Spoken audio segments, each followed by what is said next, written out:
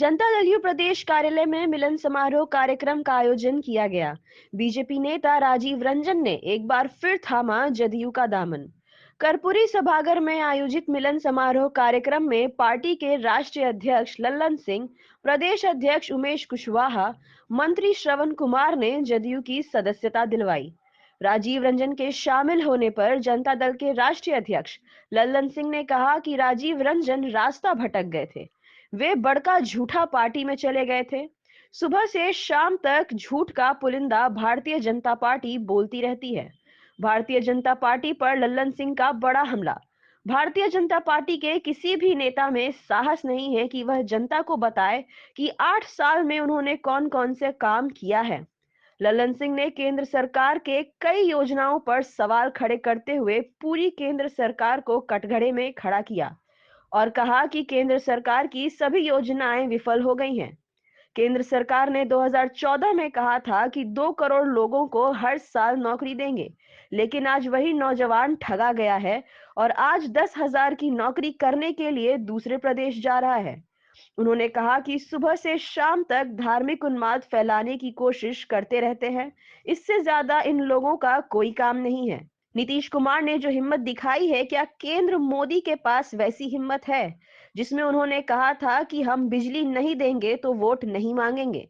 उन्होंने कहा कि नरेंद्र मोदी को यह कहने की साहस नहीं है कि हमने रोजगार नहीं दिया तो वोट नहीं मांगे जाएंगे। जब माननीय नीतीश कुमार जी के नेतृत्व में, आदरणीय स्वर्गीय जॉर्ज फर्नांडिस साहब के नेतृत्व में हम सब लोगों ने, सरवण जी भी थे और ये गांधी जी थे, कई लोग थे, हम सब लोगों ने मिलकर जो समता पार्टी का निर्माण किया था, उस समय राजीव रंजन जी हम लोग के साथ थे और एक कंगन सराय से समता पार्टी के उम्मीदवार के रूप में चुनाव भी 95 में लड़ चुके थे इस्लामपुर से। लेकिन अब बीच में भटक गए थे। कभी कभी आदमी चलते चलते जब थक जाता है तो कहीं ना कहीं रास्ता भटकने लगता है, तो रास्ता भटक के इधर उधर चले गए और वो भी रास्ता भटक के, कभी कभी जब आदमी रास्ता भटकता है तो बात के मान तक भी पहुंच जाता है। अभी भी भटक के बड़का झूठा पार्टी में पहुंच गए जिसका कोई आधार नहीं। सुबह से शाम तक झूठ का खेती करना, यही करना।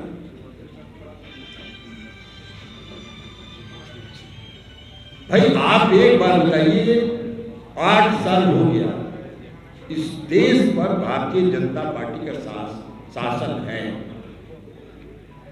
भारतीय जनता पार्टी के किसी नेतृत्व में ये साहस नहीं है कि वो इस देश की जनता को बचाए कि 8 साल में हमने ये 8 काम किया जो सरजमीन पर उतरा हो। एक काम बहुत खुश होंगे तो कहेंगे कि हमने उज्ज्वला योजना चलाई। उज्ज्वला योजना में क्या कहेंगे? हमने गरीबों को गैस का सिलेंडर दिया। अरे भाई, गरीबों को आपने गैस का जो सिलेंडर दिया, वो गैस का सिलेंडर अब गरीब के घर में जल रहा है कि नहीं जल रहा है, ये भी जाके देखिएगा।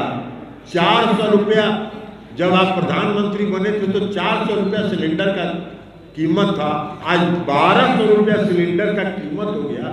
3 गुना, 8 साल में 3 गुना सिलेंडर का दाम हो गया। कौन गरीब सिलेंडर जलाएगा? सबके घर में ढनमन कर रहा है। बहुत खुश होंगे, बहुत खुश होंगे तो कहेंगे कि हमने आयुष्मान भारत योजना चलाया। 5 लाख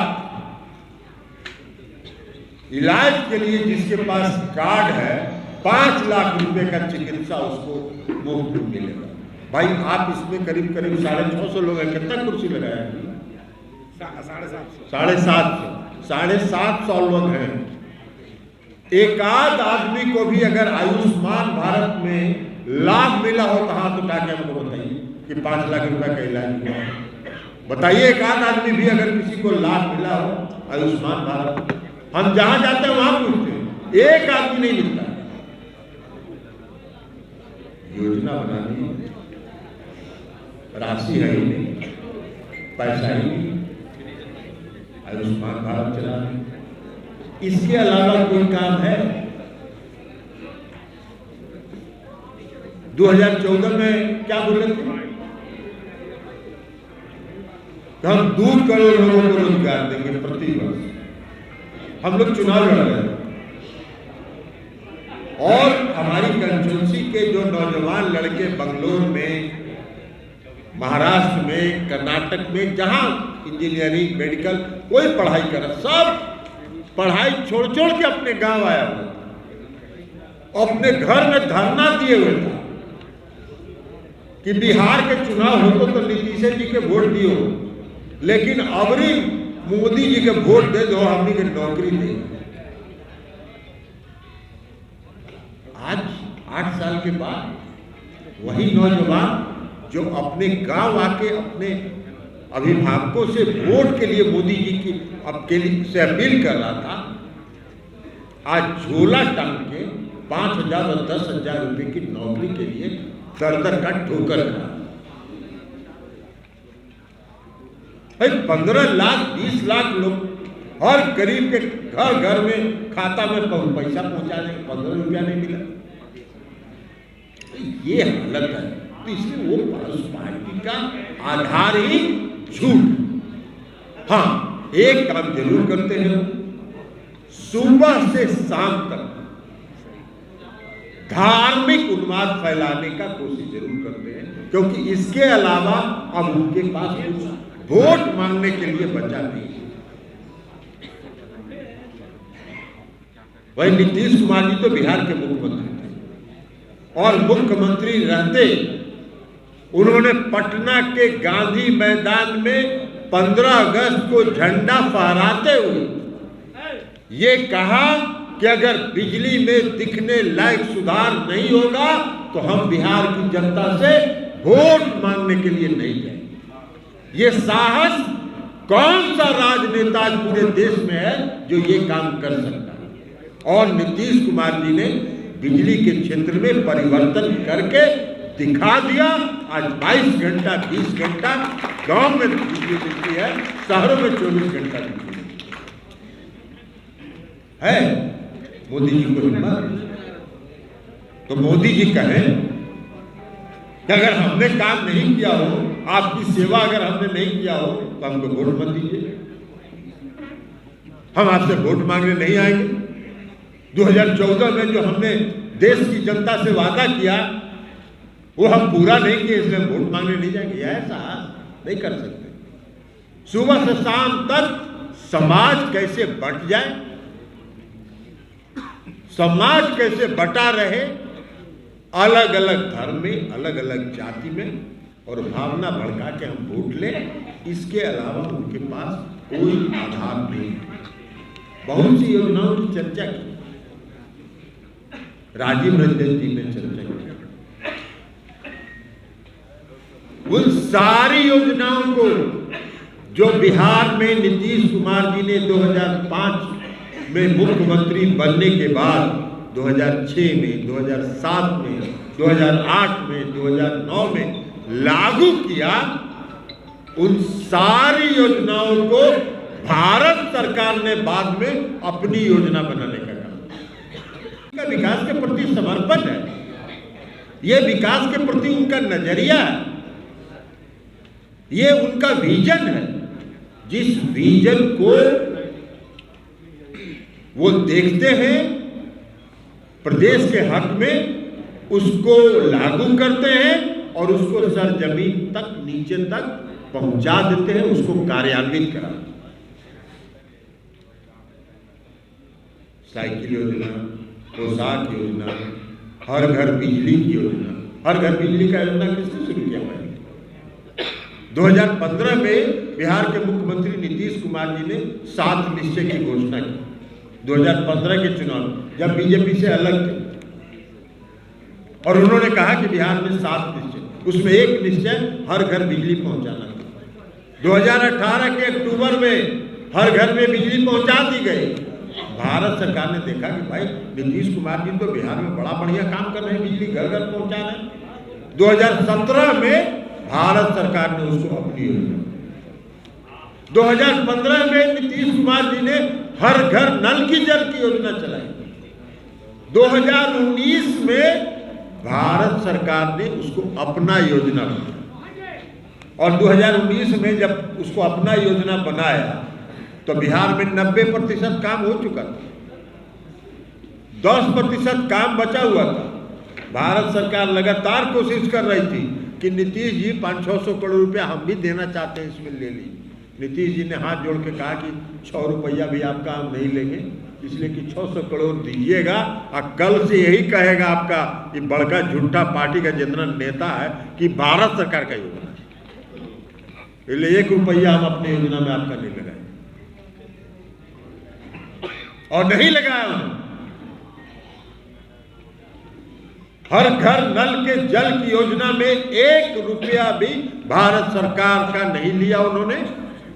आप ही का विकास देखता है ना जी, कौन विभाग, पंचायती राज, 1 रुपया भी उन्होंने नहीं लिया। और इसलिए आज कोई कहने का साहस नहीं करता है, कोई भाजपाई नहीं कहता है कि ये मेरा योजना है, ये भारत सरकार का मोदी जी का योजना। ये सब इन लोगों का काम करना नहीं है और देश की जनता में भ्रम फैलाना, देश की जनता को बांटना, अलग अलग धर्म के नाम पर अलग अलग बात। क्या मतलब है भाई, किस बात की? भाई हर धर्म के लोग, स्वतंत्रता है, सबको आजादी है। नीतीश कुमार जी ने बिहार में 5-17 साल से राज कर रहे हैं, कभी उन्होंने समाज को बांटने का काम किया? नहीं काम किया। नीतीश कुमार जी ये कहते रहे न्याय के साथ विकास, समाज के हर वर्ग के साथ न्याय, समाज के हर समाज के लोगों के साथ न्याय और उसके साथ साथ विकास। तो ये काम उन्होंने किया, तो ये नीतीश कुमार जी के विकास है। तो इसलिए आज राजीव रंजन जी पुनः जो मान में पड़ गए थे, बड़का झूठा पार्टी के जो मान में जो होता है ना, कुओं में गलती से घुस गए थे, उससे निकल के फिर छटपटा के भागे हैं और असली जगह पर आ गए हैं। अब हम समझते हैं कि अब आपका पुनः घर वापसी है। आप कोई आज मिलन समारोह नहीं है, आपकी घर वापसी है, आपका घर है, आप इस घर में रहिए। अरे राजीव जी, अपना घर जो होता है उसमें थोड़ा कष्ट भी अगर होता है तो अपना घर होता है। किराया के घर में अगर जाइएगा तो कब मकान मालिक कहेगा कि भैया तू किराएदार है, विदा हो। तो किराया के मकान में आप गए थे, पुनः अपने घर वापस आए हैं। आपका इस घर में, आपके सभी साथियों का इस घर में हार्दिक स्वागत है। आप सबों का हार्दिक अभिनंदन है और आपको यह भरोसा दिलाते हैं इस पार्टी के अंदर सबों के सम्मान की, स्वाभिमान की रक्षा की जाएगी, सबों को समान रूप से सम्मान मिलेगा, यह आपको भरोसा दिलाते हैं। और इसी भरोसा के साथ श्री राजीव रंजन जी और आप सभी साथियों को नए साल की शुभकामना देते हुए, खरमास के बाद राजीव जी ज्वाइन किए हैं, इसलिए फिर से इनका स्वागत करते हुए हम अपनी बात समाप्त करते हैं। अगर आपने अभी तक हमारे चैनल को सब्सक्राइब नहीं किया है तो हमारे चैनल को जल्द से जल्द सब्सक्राइब करें, लाइक करें, शेयर करें और कमेंट करें। क्या आप पत्रकारिता के क्षेत्र में अपना कैरियर बनाना चाहते हैं? तो आज ही Royal Ashoka Institute of Mass Communication and Journalism में अपनी जगह सुनिश्चित करें। आर्यभट्ट ज्ञान विश्वविद्यालय पटना से मान्यता प्राप्त 100% प्लेसमेंट के साथ royal Ashoka Institute of Mass Communication and journalism नामांकन जारी है।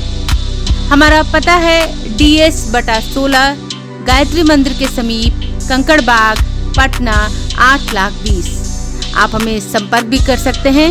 हमारा मोबाइल नंबर है 99 55456126।